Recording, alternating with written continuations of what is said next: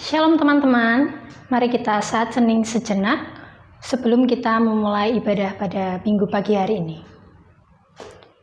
Mari kita bangkit berdiri untuk mengucapkan votum dan salam. Salam damai sejahtera saudara-saudara.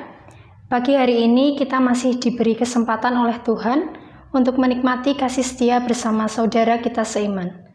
Bersukacitalah sebab Tuhan yang menyertai ibadah ini. Amin. Untuk pujian pembukaan, marilah kita menyanyikan lagu Ku Masuki Gerbangnya.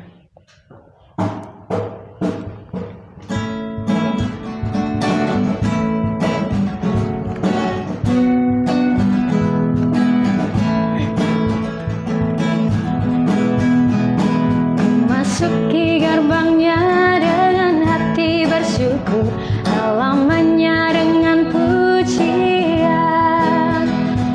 Kataku hari ini harinya Tuhan, ku bersuka sebab Dia giringkanku. Dia giringkanku, oh Dia giringkanku, ku bersuka sebab Dia giringkanku. Oh, Dia giringkanku, oh Dia giringkanku, ku bersuka sebab Dia giringkanku. Untuk memulai ibadah pada pagi hari ini, marilah kita berdoa. Tuhan Yesus, terima kasih atas berkat dan penyertaan-Mu Tuhan, sehingga kami dapat mengikuti ibadah pada pagi hari ini. Kiranya Engkau sertai jalannya ibadah dari awal hingga akhir. Semoga kami dapat mengerti apa yang nantinya disampaikan oleh pembawa firman dan menjadi pribadi yang lebih baik lagi. Terima kasih Tuhan, amin. Mari kita berdoa bersautan. Ya Tuhan, Engkau yang setia menyertai kami di setiap sudut kehidupan kami. Tuntun kami dalam setiap pikiran, perkataan, dan perbuatan kami. Jauhkanlah kami dari jahat ya Tuhan. Seringkali hari demi hari kami lewati dengan keegoisan kami, sehingga kami lupa mendekatkan diri dan bersyukur. Ampunilah kami ya Tuhan. Sadarkanlah kami sehingga beroleh kebijaksanaan dan kekuatan untuk menjalani hari-hari kami, baik dalam sekolah, pekerjaan, persahabatan, maupun dalam setiap pelayanan yang kami lakukan dalam nama-Mu. Jadilah kehendak-Mu dalam hidup kami. Amin. Untuk berita anugerah terambil dari Yesaya 32 ayat 17. Di mana ada kebenaran, di situ akan tumbuh damai sejahtera, dan akibat kebenaran ialah ketenangan dan ketentraman untuk selama-lamanya.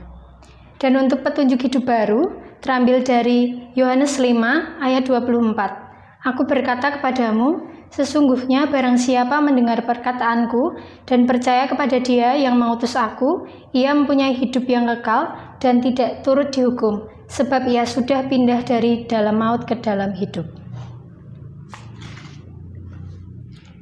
Mari kita memberikan persembahan kita yang didasarkan pada nats persembahan dari 2 Korintus 8 ayat 2. Selagi dicobai dengan berat dalam pelbagai penderitaan, sukacita mereka meluap, dan meskipun mereka sangat miskin, namun mereka kaya dalam kemurahan. Persembahan akan diiringi pujian segala puji syukur.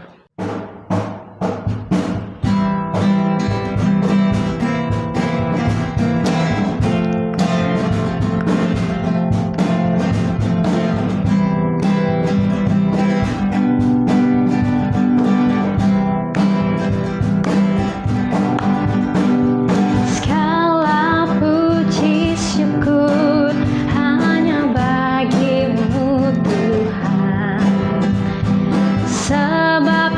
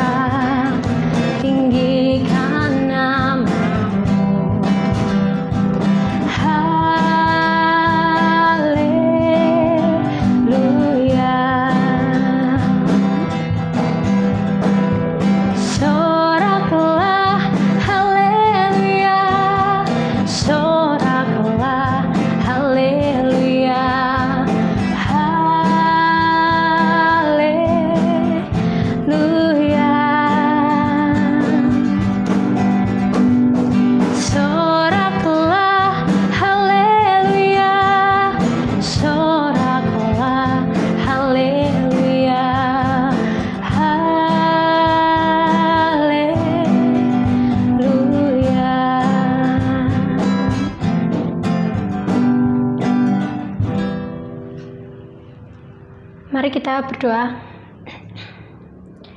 Ya Tuhan, terima kasih atas berkat-Mu sehingga kami dapat mengumpulkan persembahan pada Minggu pagi hari ini. Kiranya persembahan ini dapat berguna dan digunakan dengan baik. Terima kasih Tuhan, amin. Sebelum kita mendengarkan firman Tuhan, marilah kita pujikan Kami Perlu Kau Tuhan.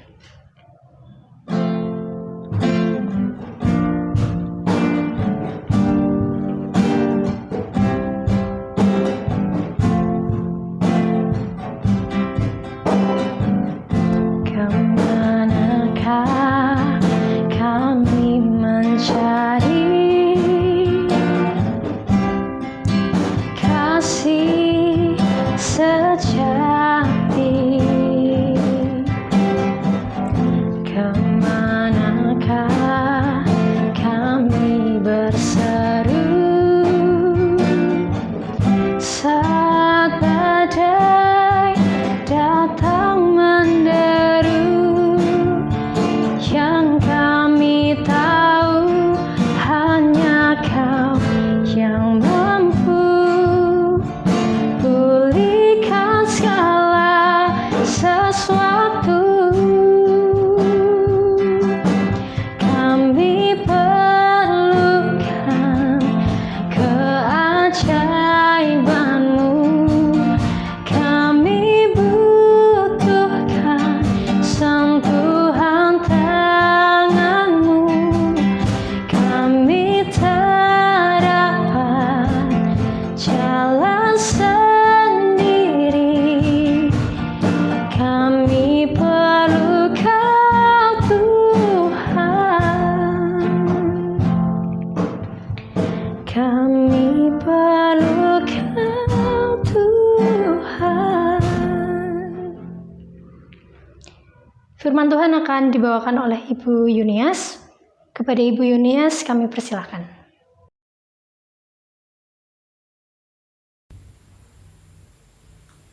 Shalom anak-anakku yang dikasihi oleh Tuhan. Puji syukur pada saat ini kita bisa bertemu kembali dalam ibadah pemuda untuk anak-anakku yang tergabung di Persekutuan Pemuda GKJ Magelang dan siapapun yang ikut mendengarkannya. Nah, anak-anakku yang dikasihi oleh Tuhan, Ibu merasa sangat senang sekali saat ini kita bisa bersama-sama kembali. Anak-anakku yang dikasihi oleh Tuhan, tema yang diberikan kepada kita semua pada hari ini adalah berbicara tentang pikiran dan perasaan seperti Kristus, yang terambil dari Filipi pasal 2 ayat 1 sampai 11. Nah, anak-anakku coba dicari dulu ayatnya. Ya, Filipi 2 ayat 1 sampai 11. Sudah ketemu semua? Mari kita berdoa lebih dahulu. Bapa, kami mengucap syukur Tuhan kesempatan ini Engkau sudah pertemukan kami dalam ibadah kami, dan saat ini kami mau dengar firman-Mu. Urapi hati dan pikiran kami supaya kami dapat mengerti dan memahami firman-Mu itu dan dapat menerapkan dalam kehidupan sehari-hari. Terima kasih Tuhan, kami menyambut berkat firman Tuhan hanya di dalam nama Tuhan kami, Yesus Kristus. Haleluya. Amin. Nah, anak-anakku yang dikasihi oleh Tuhan, mari kita baca lebih dulu, yaitu Filipi pasal 2 ayat 1 sampai yang ke-11. Nasihat supaya bersatu dan merendahkan diri seperti Kristus. Jadi, karena dalam Kristus ada nasihat, ada penghiburan kasih, ada persekutuan roh, ada kasih mesra dan belas kasihan. Karena itu sempurnakanlah sukacitaku dengan ini.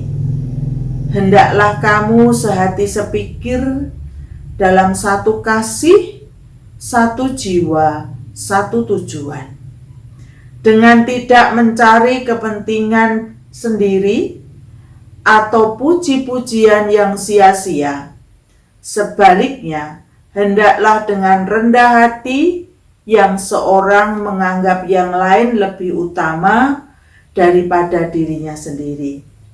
Dan janganlah tiap-tiap orang hanya memperhatikan kepentingannya sendiri, tetapi kepentingan orang lain juga.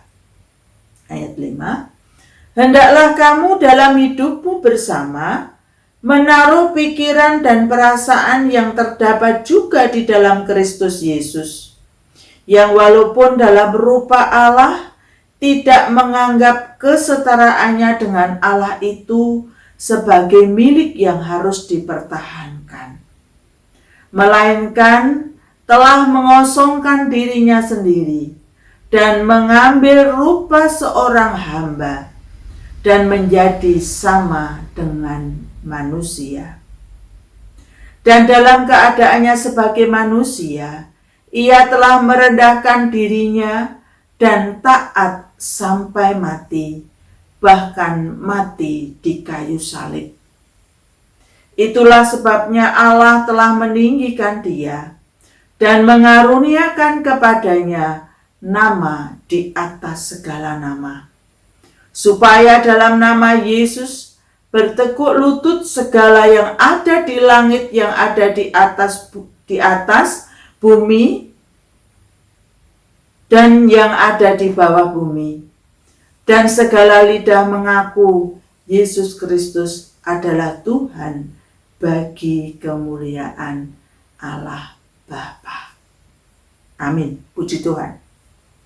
Nah, anak-anakku yang dikasihi oleh Tuhan, Rasul Paulus mengirimkan surat ini kepada jemaatnya yang ada di Filipi dengan nasihat supaya mereka senantiasa bersatu dan merendahkan diri seperti Kristus.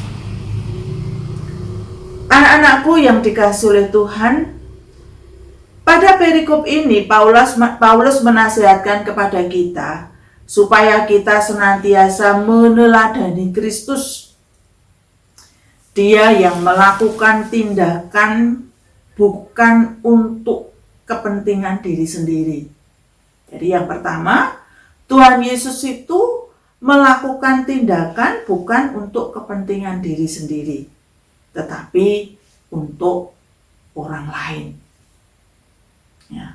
Yang kedua, dia juga mengajari kita untuk rendah hati atau merendahkan diri untuk tidak menjadi orang yang sombong. Dan yang ketiga, di sini adalah berbicara tentang ketaatan. Nah, anak-anakku yang dikasihi oleh Tuhan, apa yang dialami oleh Tuhan Yesus ya di dalam ketaatannya kepada Bapa? Dalam ketaatannya, Tuhan Yesus harus mengalami penderitaan.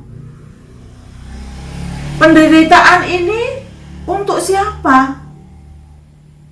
Yaitu karena dia peduli kepada manusia, peduli kepada kita semua. Karena Tuhan Yesus datang ke dalam dunia menjadi manusia, menjadi seorang hamba seperti kita semua. Jadi dia merendahkan diri. Dan dia melakukan juga karena peduli. Dan yang berikutnya adalah karena ketaatan. Itulah tiga hal yang harus kita miliki. Nah, anak-anakku yang dikasihi oleh Tuhan, Tuhan Yesus memiliki pikiran dan perasaan yang tidak egois. Dia tidak mementingkan diri sendiri, bahkan juga dia tidak mempertahankan haknya. Dia kan dikatakan pada ayat yang ke-6, yang walaupun dalam rupa Allah tidak menganggap kesetaraannya dengan Allah sebagai milik yang harus dipertahankannya. Ya, tapi dia malah merendahkan diri, mengosongkan dirinya menjadi sama seperti manusia. Anak-anakku yang dikasihi oleh Tuhan, ketika kita manusia atau mungkin anak-anak mudaku di sini, ya, kadang-kadang mengalami pergumulan-pergumulan atau permasalahan-permasalahan hidup, baik itu dalam studi, baik itu dalam pergaulan, baik itu dalam pekerjaan, ataupun di dalam keluarga. Kebanyakan orang ketika menghadapi banyak persoalan, seringkali dia menyalahkan si A, si B. Ya, kalau dalam keluarga kadang ibu menyalahkan ayah, ayah menyalahkan ibu, ayah ibu kadang juga menyalahkan anak, ataupun juga sebaliknya. Begitu juga dalam pekerjaan, ya, menyalahkan pemimpin, nanti pemimpin menyalahkan siapa, dan seterusnya. Ya, bahkan dalam pemerintahan pun tidak sedikit orang yang seringkali juga menyalahkan para pemimpin. Misalnya dengan adanya musibah, adanya bencana, ya, bahkan adanya sekarang ini virus corona misalnya. Ya, banyak orang yang kemudian menyalahkan kepada presiden, menyalahkan kepada menteri, dan seterusnya. Ya. Bahkan ada juga yang sangat ekstrim lagi, ketika dia mengalami permasalahan yang begitu berat, ada juga orang yang kemudian menyalahkan Tuhan. Mengapa Tuhan, saya kok harus seperti ini? Ya, dan seterusnya. Tapi mari anak-anakku yang dikasihi oleh Tuhan, apa yang bisa kita pelajari dari Tuhan Yesus? Yaitu bagaimana dia harus mengalami ketaatan dengan dia merendahkan dirinya dan dia taat sampai mati, bahkan mati di kayu salib. Untuk apa? Yaitu untuk menebus dosa kita, untuk menyelamatkan kita. Sehingga dengan penderitaan Kristus datang ke dalam dunia ini supaya indah pada waktunya, sesuai dengan rancangan Bapa. Ketika manusia jatuh dalam dosa, Tuhan sudah merancangkan untuk keselamatan manusia ini. Dengan jalan apa? Ya, memberikan anaknya yang tunggal. Dan itulah Yesus Kristus. Maka ketika Tuhan Yesus ini menghadapi segala penderitaannya, dia pasrah, ikhlas melakukan itu, dan terus berserah kepada Bapaknya. Maka dia katakan, jadilah yang kau kehendaki. Dan apa yang terjadi? Tuhan Yesus memang harus mati di kayu salib. Tuhan Yesus juga harus dikuburkan. Tetapi sesuai dengan janji Bapa, atau seperti janji yang sudah dikatakan adalah pada hari yang ketiga, dia bangkit. Dan itulah sebuah kemenangan. Untuk siapa? Untuk kita semua. Untuk manusia yang dikasihi oleh Dia. Nah, jadi di situ ada satu proses yang terjadi, ya, sehingga manusia yang dikasihi olehnya beroleh keselamatan. Nah, anak-anakku yang dikasihi oleh Tuhan, di sini ibu memberikan satu contoh gambaran ini guci-gucian, ya, ini guci-gucian. Ini adalah dibuat dari tanah liat dulu, yang beli di Kasongan. Mungkin anak-anak pernah piknik ke Kasongan, ya. Itu dari tanah liat yang mungkin tadinya tidak berguna. Tapi oleh penjunan atau si tukang prio ini, tanah itu diinjak-injak, dikasih air, ya, diproses demikian rupa.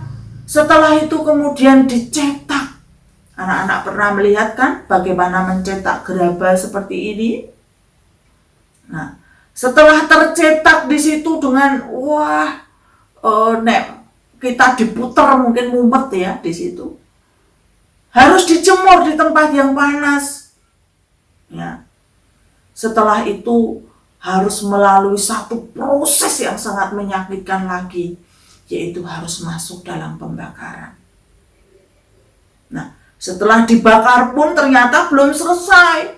Walaupun memang sudah bisa digunakan setelah melalui proses pembakaran, tapi supaya kelihatan cantik, ya, ternyata ini dicat. Nah, setelah melalui finishing, ternyata barang ini bisa dijual, dan oleh pembeli, barang ini bisa ditaruh di ruang tamu, bisa ditaruh di teras, dan seterusnya, menjadi barang yang sangat indah. Nah, anak-anakku yang dikasihi oleh Tuhan, begitu juga dalam hidup kita ini. Kita juga diproses oleh Tuhan dengan berbagai persoalan. Kadang menyakitkan, kadang menyedihkan, karena apa yang kita alami tidak sesuai dengan yang kita inginkan. Tapi kita harus tahu bahwa di dalam Yesaya itu, ya, kita diingatkan bahwa rancangan Tuhan, ya, itu bukan rancangan kita. Ya, jalan kita juga bukan jalannya Tuhan. Tapi yang harus kita tahu adalah bahwa rancangan Tuhan selalu adalah rancangan yang terbaik bagi kita. Karena itu, mari anak-anakku yang dikasihi Tuhan, supaya kita menjadi berguna, supaya kita menjadi sesuatu yang sangat indah, sangat mahal di situ. Lewatilah proses itu dengan penuh syukur. Jangan pernah kita meninggalkan proses yang Tuhan berikan. Responi dengan baik proses itu. Karena kita tahu bahwa Tuhan akan menjadikan kita semua indah pada waktunya. Supaya menggapai itu semua, gunakanlah sudut pandang kita dalam menyikapi persoalan-persoalan itu seperti Kristus. Bahwa tiada perkara yang sia-sia di dalam hidup kita. Tetapi Tuhan akan menjadikan kita semua indah pada waktunya. Amin. Mari kita berdoa. Terima kasih Tuhan, kami mengucap syukur Engkau sudah memberkati kami, sehingga saat ini dengan firman-Mu Engkau menyadarkan kami supaya dalam kami meresponi segala pergumulan kami adalah seperti Kristus. Dia menyikapinya dengan bijaksana, penuh syukur, dan berserah kepada Engkau. Karena dia tahu apa yang dilakukan adalah untuk kebaikan. Bahkan untuk kebaikan kami semua. Dengan pengorbanannya di kayu salib, mati, dan bangkit. Itu semua supaya kami, orang-orang yang dikasihinya, memperoleh hidup yang kekal. Terima kasih Bapa. Kami juga berdoa buat anak-anak kami yang saat ini sedang menghadapi tes. Kiranya Tuhan memberkati, menolong, sehingga anak-anak kami dapat menghadapi semuanya ini juga untuk meraih segala sesuatu yang terbaik seperti yang Tuhan janjikan, supaya mereka dapat menggapai impian mereka. Terima kasih Bapa di surga. Di dalam nama Tuhan kami Yesus Kristus, kami berdoa dan bersyukur. Haleluya. Amin. Untuk nyanyian kesanggupan, mari kita pujikan Allah sanggup.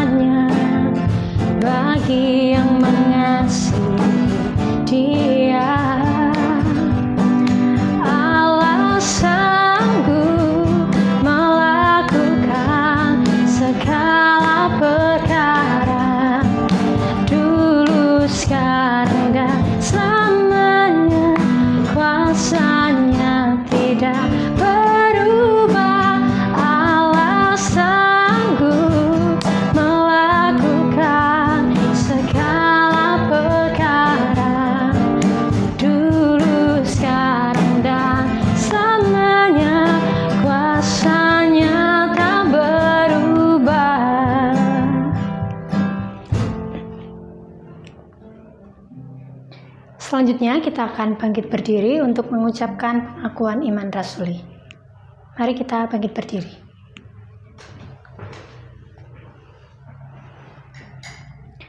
Aku percaya kepada Allah Bapa yang Maha Kuasa, Khalik langit dan bumi, dan kepada Yesus Kristus anaknya yang tunggal Tuhan kita, yang dikandung daripada Roh Kudus, lahir dari anak darah Maria, yang menderita di bawah pemerintahan Pontius Pilatus, disalibkan, mati, dan dikuburkan, turun ke dalam kerajaan maut. Pada hari yang ketiga, bangkit pula dari antara orang mati, naik ke surga, duduk di sebelah kanan Allah Bapa yang Maha Kuasa, dan akan datang dari sana untuk menghakimi orang yang hidup dan yang mati.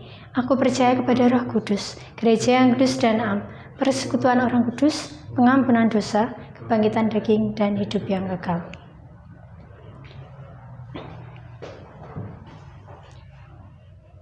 Sebelum kita mengakhiri ibadah kita pada hari ini, marilah kita berdoa.